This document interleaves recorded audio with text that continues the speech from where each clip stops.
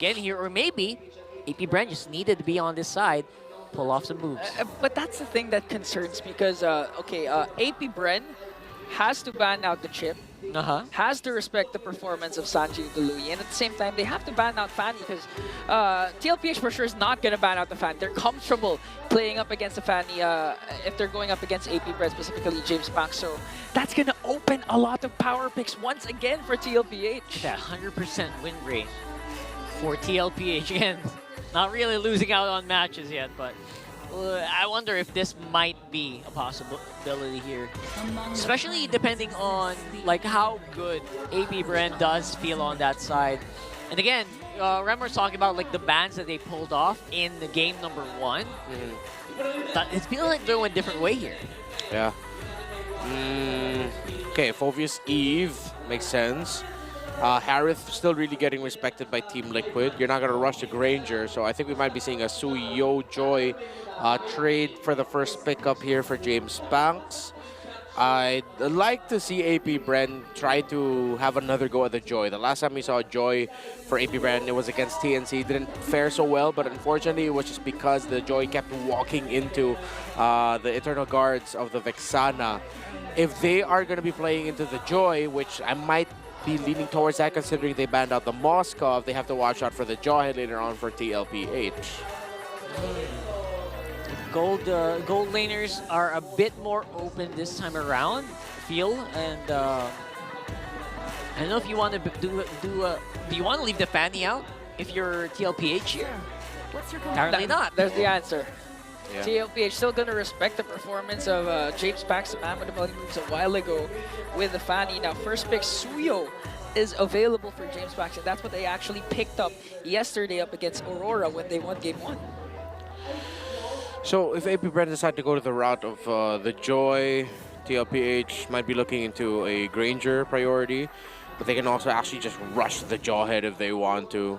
Because if it's Joy for AP BREN, it's Jawhead Suyo for TLPH, which AP BREN might want to avoid, meaning they might actually lean towards picking up the Suyo instead.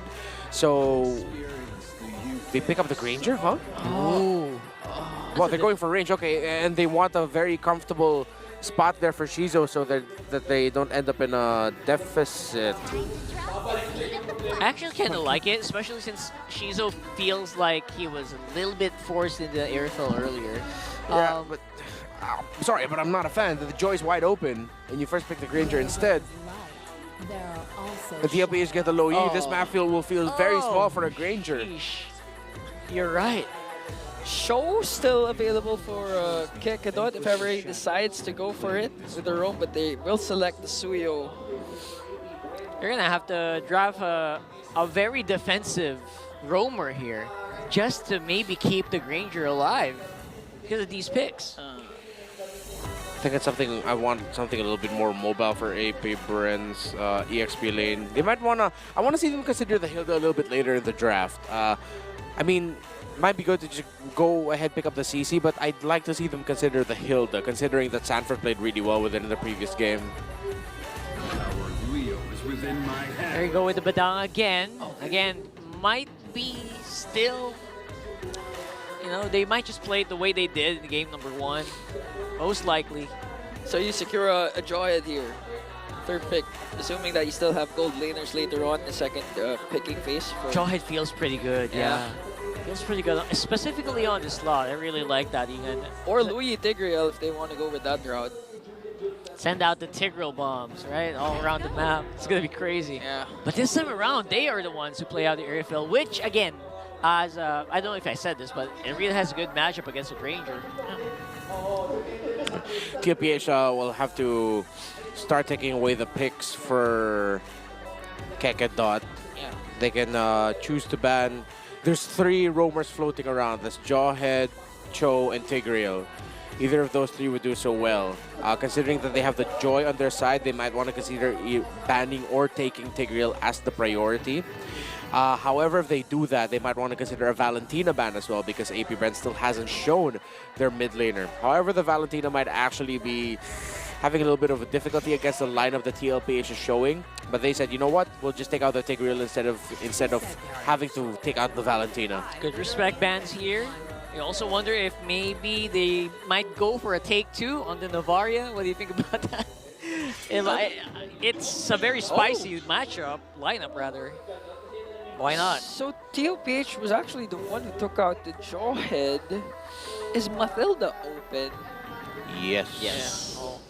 Matilda's wide open. However, they don't seem to have the right lineup for that right now. If they decide to pick up a Matilda, that puts a lot of pressure on the EXP lane pick for Sanford to become the tank. I wonder if they are crafty.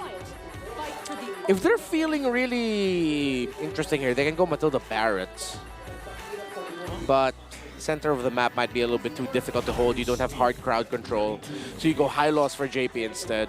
I like floating the Barretts though, because it might make the Joy second guess. Yeah. Going for the attacks non-stop, like what we saw in game number 1. You don't want to see a Joy go crazy.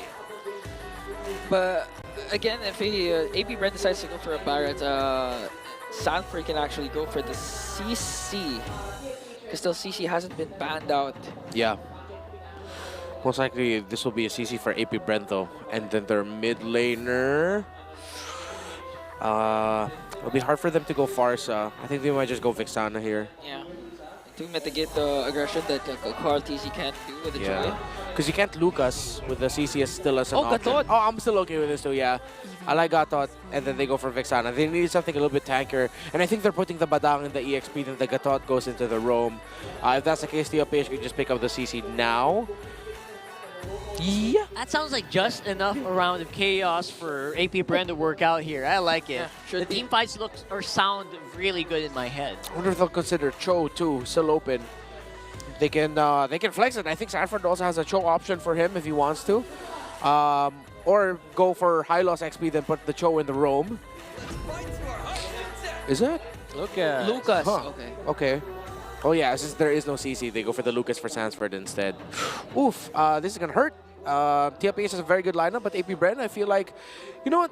This is one of those, it's based upon the execution. But if AP BREN mess up the first 2 turtles badly, that time span, TLPH will run away with it. I actually agree. They have a very explosive lineup here that can really blow people up very early on. That's something I like about this AP BREN lineup. But again, TLPH, they've shown that even if you think you can go head-to-head up against their lineup in game number 1, they're just, the veterancy just really shows, and the experience.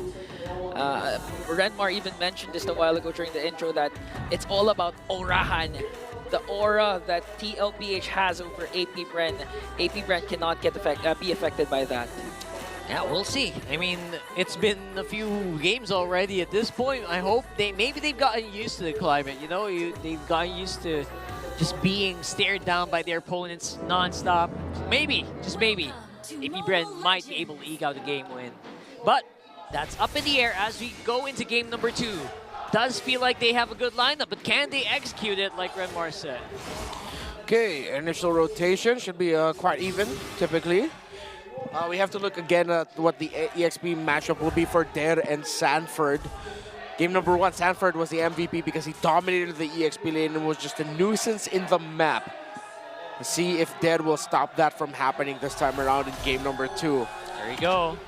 AP BREN basically asserting or trying to stop TLPH from moving out of the map, making sure that they have some level of control, at least early on. And they also have a good vision of where Carl TZ is heading. I mean, that's the initial goal that AP BREN has right now, is just to really take control over the river, make sure that Carl TZ does not get an opportunity to cross that map and try to go for jungle camps that he can take away up against James Monks. Full crit high and Master Assassin for Oheb on the Irithel plus the Festival of Blood onto Shizo. So Shizo's looking to sustain. I mean, naturally the Granger does really hurt. While Oheb, let's see how he'll be able to fare in the laning phase with making Shizo hurt. Unless Oheb's gonna go just, instead of aggro, he might just play really around getting the farm instead. Have to watch out for that too. They're being very aware of these bushes, which I really like. Again, James Banks not falling behind with Carl TZ is very crucial. Yeah. I like that you mentioned it because I actually like to highlight how JP has been performing even the past 5 games so far. So phenomenal. Knows his role. You seen it a while ago. James Banks was actually looking for an angle to go for maybe an aggressive start for AP BREN, but JP with a ring of punishment, just making sure that no brush is safe for AP BREN. Yeah, very forward. Look at that. JP close by. Carl TZ can also respond when he can, but it's a 4-man for AP BREN. Okay, still not low for Sanji Oh, and for wow. Sanford. But here comes a counter attack from TLPH. A good initiation. And the first blood drawn onto James Pack and Kakethon. Once again, TLPH turning things around. Even if there was the first man to set up, TLPH was ready for it. You mentioned this, right? Yeah, the explosiveness that you pointed it out as well. TLPH, perfect entry by Sanford on that. Lucas, Unleash the Beast, Flicker, found AP BREN in a terrible angle for themselves. Was able to get out of the wall set up by Dare, and eventually that wall is what AP BREN was trapped in. Speaking of trap, Carl TZ tried to go for it. Okay, But again, I think Dare is pretty good. This is a pretty good spot here. But Kakethon doesn't seem to be in a good spot. He doesn't have his Revitalize yet. He's forced to back away so far. Sanji and JP making sure that the buffs of Carl TZ are secure. No trades are going to happen for James Banks. In terms of the items, nothing too crazy just yet. Dreadnought armor, though, already rushed by the Lucas of Sanford. So really maximizing the damage output that Dare, Shizo, and James Banks can dish out in this portion of the game. Good itemization by Sanford. Yeah, still amazes me how 700 gold can make such a huge difference onto the laning phase, especially for physical-based XP laners. So now, oh, spicy. But in the likes of Oheb, you know he wants more than just 700 gold. He's not going to settle for that. Oheb's, continuing to just rack up gold in the gold lane, even if Shizu's showing that all the Rhapsody is hurting so far. Later on, TLPH, if they continue to snowball like what Carl TZ is doing up against James Banks, forcing out the AOG coming in from Kakethon for the save, but there's the Glorious Pathway coming in from JP to bring down James Banks once again. TLPH was always ready for every single thing AP BREN is doing. There with a beautiful knock-up, plus the ultimate connecting onto Sanji, gonna bring down the mid lane of TLPH. Here comes Sanford, Unleash the Beast to zone out AP BREN. Oh! Shizu onto the bottom lane, got a solo killed. Oheb brings him down, and now TLPH making sure to zone out the members of AP BREN as Carl TZ works on the crab up top. Even the cameraman didn't expect that to happen, man. They had full vision. Oh my goodness, AP BREN might have an opening here. JP again with the Glorious Pathway. Sanji with a diversion. Down bottom brings Oheb with him. This might be a disaster for the Bees. 2 members are gone, make it 3, and even JP has a killing spree. Sanford flickers in with the TPs to zone out Dare, and TLPH are in full control. TLPH are playing with all the confidence in the world right now. They know they are simply better than their opponents as it stands. Oheb fell to a solo by Shizo, but since Oheb was back in base, Sanji said, you know what, come with me, let's go to the turtle, using the diversion to bring Oheb there when he respawned. AP BREN again are just getting outclassed by a far more experienced team. You see, Sanji in the mid was waiting for Oheb to arrive. He casted it right on time. The moment Oheb got into the circle, they got teleported. Sanji just showing why he's such a master with this low Yi. The reason why Oheb was able to reach the diversion because he casted the heavy crossbow while Sanji was casting the diversion. That's basically jumped into the hole. He jumped into the hole, yeah. And that can only happen if you have really good communication, right? Pretty amazing that the timing happened that way. It was masterful. Yeah.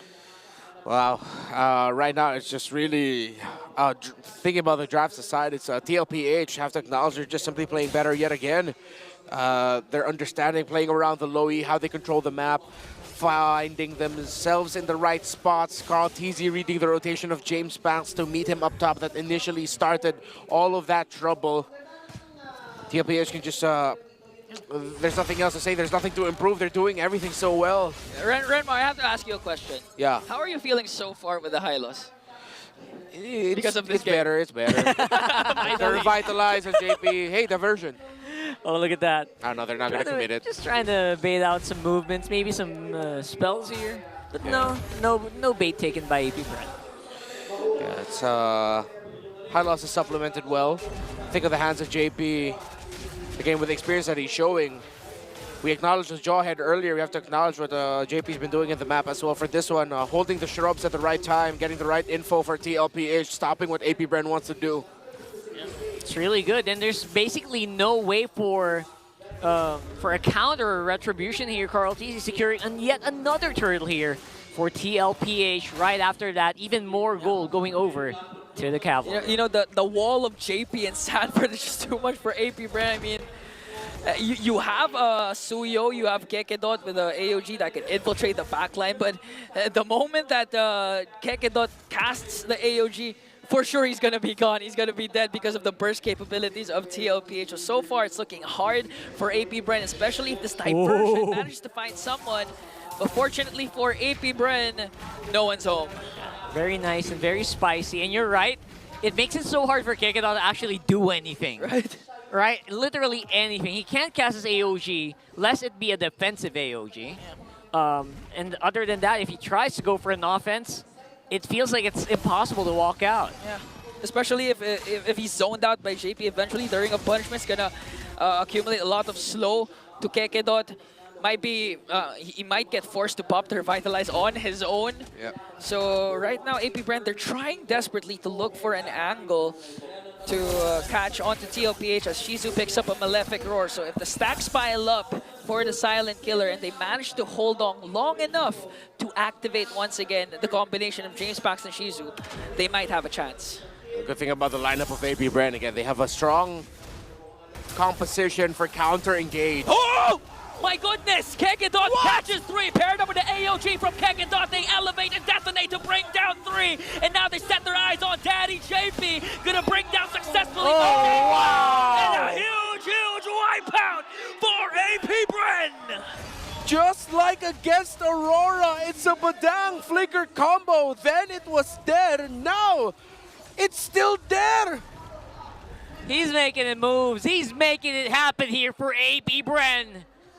Just when they need it the most. We were talking about the possible angles that AP BREN can do to infiltrate TLPH. The answer is simple. Literally flicker forward and go for the setup of 5-man diversion for TLPH, but they were too late. The objective was already secured by AP BREN, and they were able to leave the scene. Man, just like that, like 8 minutes, 9 minutes worth of farming equalized by AP BREN. Beautiful set. Oh my goodness. Again, it's the link up between Der and Chove's skirt. It's the exact same pairing, the exact same combo. Vixana and the Badang together. But TLPH, since they had the lead, all of that just led to an even ball game. Can AP BREN control the side lane minion waves well alongside the Lord pushing in mid? Okay, JP can make a sandwich play alongside the diversion, but they're not going to use the diversion instead. They want to burst down the Lord right away. JP, beautiful cast of the Glorious Pathway to zone out AP BREN as TLPH makes quick work of the level 1 Lord. Ooh, that Glorious Pathway really slowing down AP BREN so much that they were not even able to push out the tower. And now the top lane and the bottom lane minion waves are also going to get taken care of. After that clash, I'm curious to know how much stacks Shizu already has. Because so far, I've been seeing him almost spamming the Rhapsody, the Death Sonata. So right now, the lead has actually shifted to the side of AP BREN. How big was the deficit that TLPH created before that clash? It was like a 4K, 5K. Yeah. Erased instantly. Sheesh. Look at the items. Shizu, yeah, he has 4. It's 3 core ones. Oh, spotted. Beautiful, beautiful cast of that's another for Shizu. Now Kekedot onto the back line with the AOG. James Pax gonna pick up Carl TZ and now concealed for AP BREN because they want to go for more. They want to fight it out. Sanford working on Chop's skirt. A beautiful setup from Kekedot to work on JP as he pops as a revitalize. Only the young goat was expended in that clash. Big problem was the damagers were engaged here with Luca, so we weren't able to get anything else, but AP BREN showing their fangs here in this game. Yeah, and now they look so comfortable after playing defensive for such a long time. Finally, they pulled the trigger once that Badang was able to get that set. And I believe they were also waiting for Shizu to be completely ready. Now AP BREN are playing like how TLPH has played for majority of this series so far. again, going back to why AP BREN has been hyped up, why we were impressed by their win against Aurora, we're seeing it in action again against TLPH. Can they force another game number 3? This Badang has 15 stacks on the Thunderbelt, not that high just yet, but it could be getting higher now that he's caught up with the items. Oracle on the way to a dominance ice. There really is something there, right? You can feel the potential, right? You can see it in their face. You can see it in their movements. They look like they're primed. They look like they know that they can win. They are not feeling like rookies at this point. I forgot who said it yesterday, but they said that AP BREN actually loves pressure. Whenever their backs are against the wall, they perform better, and so far they're showing it. They might be able to take a game away from TLPH if they continue the discipline route, to continue to catch TLPH by surprise. Because it seems like AP BREN's the one doing the surprise, even if Sanji has the diversion for TLPH. Let's see. Already used up a lot or some of their skills here. But everyone on AP BREN feels like they're still ready to roll. Diversion, soft cooldown. Going for it right now. They sent out OHEB alone, paired up with JP's glorious pathway to try and zone out the members of AP BREN. They're working on Shizu, the silent killer. Finally silenced by the cavalry. Shopskirt out of the picture. Make it 3 because Kekidon is gone as well. James back desperately trying to retreat alongside Dare, but AP BREN secures that Lord. Very crucial take here for AP BREN. Yeah. Team Liquid Philippines decided to focus onto the Lord. Excuse me, AP BREN decided to focus on the Lord as TLPH will just burn right through it. This is why TL wanted to go for the heroes instead, wanted to go for the kills, because they know even if AP BREN would get that Lord, they will not be able to push with it. Now it's Team Liquid doing the pushing, but they have to manage the minion waves in the side lanes. The guts, the courage of TLPH, imagine sending out OHEB in the backlines with the diversion in on the his most own. crucial thing. On his own with the Lord. That takes guts for the cavalry. Yeah, he just ran through. He was dancing around the revitalize of JP as well. At one point, Sanford was able to provide space for him since OHEB smartly ran behind the Lucas. Crazy play by TLPH that worked out very well for them. Okay, Shizu steals away the... Oh no, I thought it was Shizu who stole the orange buff, but Shizu definitely dishing out the damage shot to JP, gonna burst down by Chomsker. Here comes that Eternal Guard. James Bass gonna fall down as well. Dare! With a beautiful catch onto OHEB, popping his Wind of Nature as Carl Teasy is left alone against 3 members of the Bees. 2 members are gone, Carl Teasy and JP, and now they're on to push to the top lane. TLPH trying to save up. OHEB basically left Carl TC on his own. JP as well going down means it's going to be a bit of a more difficult defense here, but they are able to clear up enough. No fights in the next few seconds, but man, oh man, AP BREN are really hurting. We pointed it out earlier, the strength of the counter engage. Look at all the tough boots on the board with so much crowd control being dealt by the 2 lineups. AP BREN, Dare, Kekidot, and Chovskirt have been online, especially in that last clash that we saw, maximizing their ultimates to dish out a deadly counter-engaged combo. So far, AP BREN has been the way they approach the clashes. Imagine there's one big clash and they're so good at dissecting it into segments that they can actually pinpoint the proper targets that they need to bring down in order to win the clash. A beautiful pair by Dare and Kekidot to actually target OHEB, and at the same time, the rest of the members of AP BREN was targeting Carl TC. That's why they were able to get 3 kills up against TLPH. Very nice here. At the very least, we got some stacks running. 672 on the Granger so far. So I would say he is primed and ready to go at this point. I know Sky Piercer pick up here for Shizu. Decided to go for a much more sustainable route.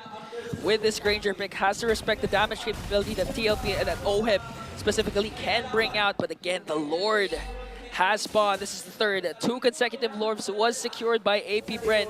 Will this be the case again for the Bees? They get ready for the next possible Lord here. Definitely ahead in the setup is TLPH. Don't forget, they have diversion. They used it already. Sending OHEB very deep in. Oh, he gets spotted out! Shizu checked it. What a read! Oh, She's showing experience, even if they're just joining the big leagues now. They know the tendencies of a proven champion like TLPH. That's a wasted diversion already for TLPH. They have to face AP BREN man-to-man, front-to-front. They're going to get spotted out by Carl CZ.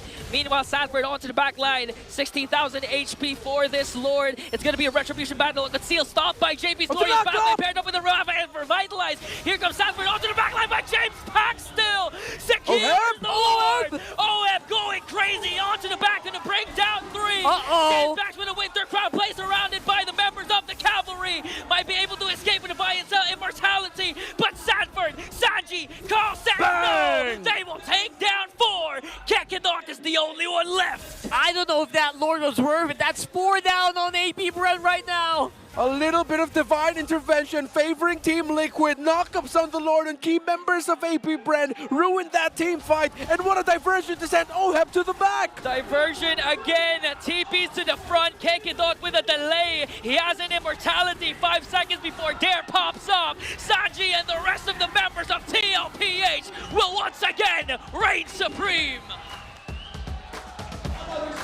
And here in the day number 2,